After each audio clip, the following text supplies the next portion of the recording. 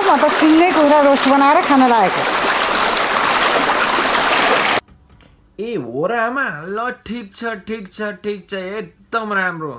जङ्गल जाने होइन, सिङ्गो कुखुरा फ्राई गर्ने, गाउँलेलाई खुवाउने, एकदम राम्रो है।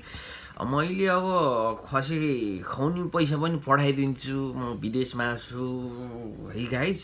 मेरो आमाले एकदम राम्रो, एकदम दानी। ल ठिक छ आमा। अनि त्यो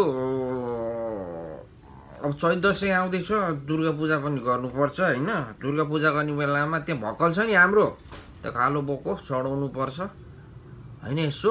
अनि त्यसपछि बेला गाउँलेहरूलाई लएर होइन त्यहीँ पूजा गर्ने, भक्कल चढाउने, अनि मस्त गर्ने है त आमा।